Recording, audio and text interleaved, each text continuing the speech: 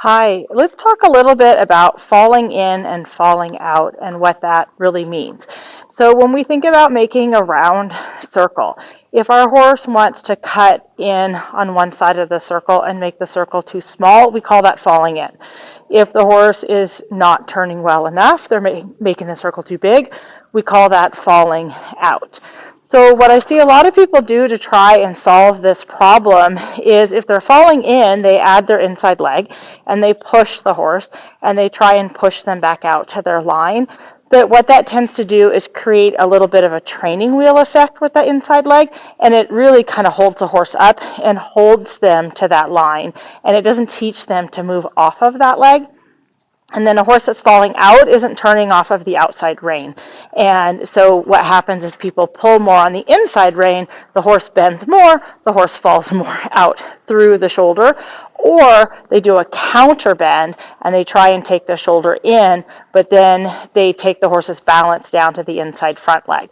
So those corrections aren't good long-term corrections.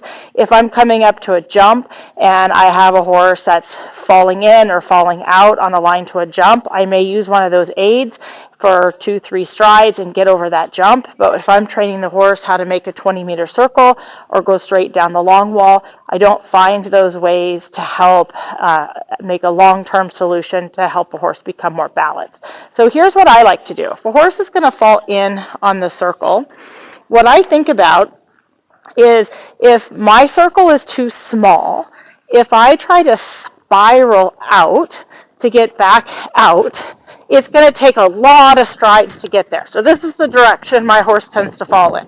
So let's say he's here. Now I'm going to put my leg on. Now. We're still not on 20 meters. We're still not on 20 meters. Now we're on 20 meters. And that's a horse that's very responsive to the leg. So I'm going to make that same line. I can see the footprints in the ground. I go, oh, my horse fell in. I'm going to go straight ahead. There's my 20-meter line, and I'm back on 20 meters. Look how much faster I got to 20 meters by going straight and going forward. So I'm going to do that again. So I'm going to find the same footprints. Here my horse has fallen in. I'm going to go straight, and I'm going to say, get up there, buddy, go forward. There's 20 meters. I restart my turn. So that's how I'm going to fix a horse that falls in. I'm going to go forward on a straight line. I'll do that again. I have to deliberately turn him here. Please fall in. I look up. I go straight. I go forward. There's 20 meters. I turn. Now, if I have a horse that's falling out, so let's say right here, he's not turning. And if I pull on my inside rein, my circle's getting bigger and bigger and bigger. And it took a half a circle to get back to 20 meters. So now what I'm going to do instead, if my horse falls out, same spot, let him get too much off the circle, I'm going to use outside leg and rein and turn that shoulder. And now I'm actually too small. I need to go forward. So that was a pretty big correction to do it like that. So the biggest thing I think of is if they're off the line, you want to get back to the line as quickly as possible using the smallest possible aid that the horse can understand the most. And so I feel like if a horse is falling in and I put my leg on, it could be holding them up. And so I need to put on a leg that sends them forward.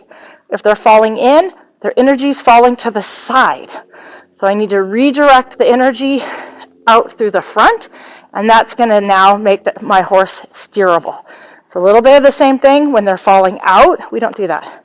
When they're falling out, their energy is falling to the outside, so I have to send them forward to my line, and I use that with my outside aids like a wall, sending them forward to that line, rather than my inside rein pulling them to that line.